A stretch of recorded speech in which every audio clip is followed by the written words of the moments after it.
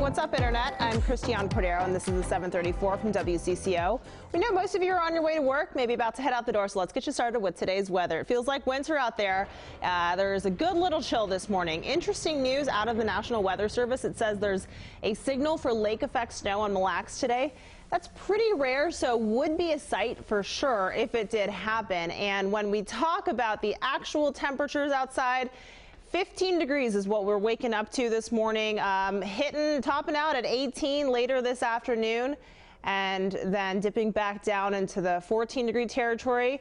And this is what it actually feels like, though, right? It's in the single digits for most of the day today and tomorrow, for that matter.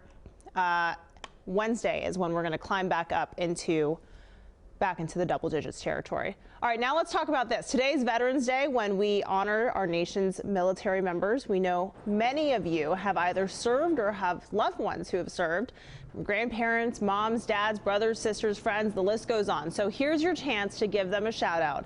Tell us about your favorite veteran. We've heard some stories this morning from people whose grandparents served, and it's always so humbling, right, to understand their sacrifice at least as much as we can. So those watching on Facebook, leave a comment right here. Leave a picture if you'd like. We'll get through a few of those in a moment. The nation will come together to honor our veterans today. President Donald Trump will attend a Veterans Day parade in New York this morning. Minnesota Governor Tim Walz is speaking at a Veterans Day program in Inver Grove Heights, and many restaurants are offering deals for veterans today. That includes Olive Garden and Starbucks, to name a few. Just remember to bring your military ID.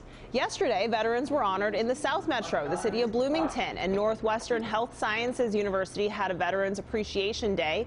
They invited service members and their families to a brunch. Congressman Dean Phillips was there, and he gave a speech about honoring those who have fought for our freedom. It's also a timely reminder of the battle many veterans face long after their service ends. A new survey shows more service members are living with post-traumatic stress disorder. More than 25,000 veterans completed the Wounded Warrior Project survey. It finds 83% of them live with PTSD symptoms. Switching to another ongoing conversation is gun violence in St. Paul. Police are now investigating the 29th deadly shooting so far this year, the second in less than a week. Police say officers found a man dead in a vehicle near Wayzata and Rice Streets last night. Conversations are happening about how to stop the violence. St. Paul Mayor Melvin Carter hosted a community listening session last week. There are two more planned for this week. The first is tomorrow. Overseas now, unrest in Hong Kong continues this morning, now in its 23rd week. A video posted online shows police shooting at least one protester.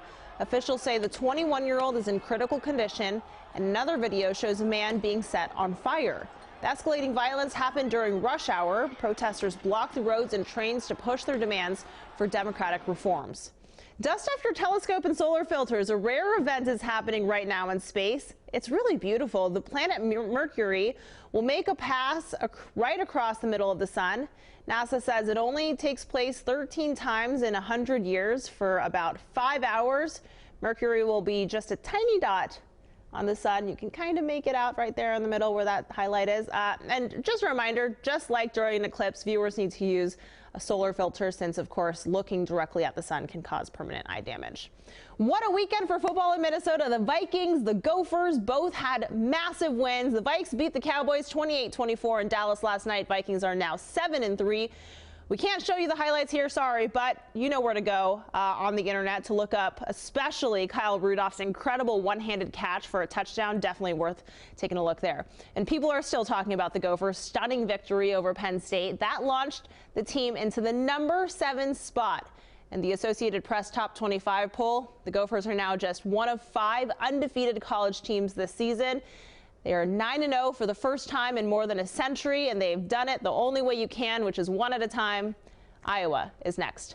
Apple and Goldman Sachs are being investigated for gender discrimination involving the Apple Card credit card. Apple co-founder Steve Wozniak and web developer David Hansen say they were allowed credit limits 10 to 20 times higher than those given to their wives, even though they had the same or worse financial profile.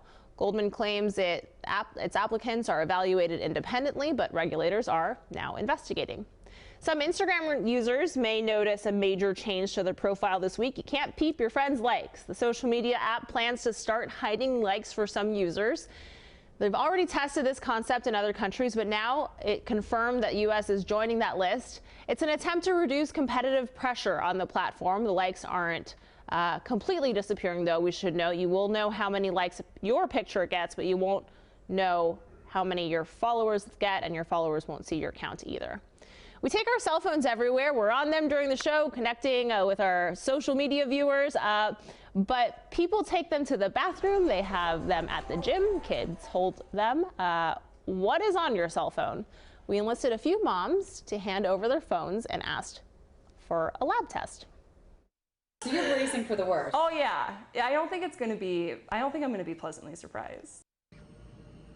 The results tonight at 10 on WCCO. Then tomorrow morning, Kim and Jason's phones were swabbed, and what's on them is put in a Petri dish. They haven't yet seen the results. Watch live as Jennifer Mayerly reveals what grew and shares what's on their phones. Love that for them. We love a good Wallet Hub survey, don't we? Now it's out with this year's list of best places to go for Thanksgiving, and we won't have to go far. Good news there. St. Paul, Minnesota took the top spot. Scottsdale, Arizona was second, and Virginia Beach rounded out the top three. The personal finance website compiled this list based on factors such as the cost of a Thanksgiving meal. It also looked at Thanksgiving events and traditions, and they share and the share of delayed flights. Minneapolis was 14th on the list. Okay, let's get back to today's talker. Let's bring in WCCO's digital guy Cole, who's wearing a beanie because it's real cold outside. Yep. What are people saying about the veterans in their lives, Cole? We have a lot of people chiming in. Oh, great. We have Gina saying, thanks veterans for your service, for keeping us free. We have Ashley saying, my dad is a veteran of Vietnam. Andrea saying, my favorite Marines, Ward Anderson, Aaron Zimmerman, and Stephen Lewis.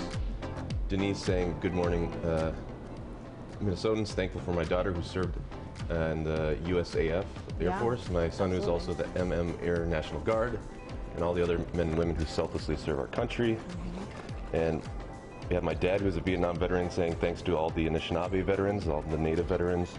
And we have Melina saying Earl Harrington, Greg Harrington, Donald Cornelius, David Hattie, Joe Hattie, and several others in my life. Yeah. Thank you for your service. Get them all in there. Awesome, Cole. Thanks so much. Had no idea about your dad, so thank him for his service as well. All right, that's it for now. This is the 734 from WCCO, and most of the Twin Cities are on the go. So why not make us your place for mobile news? We'll be back here tomorrow at 7:34, and until then, be nice to each other out on the internet.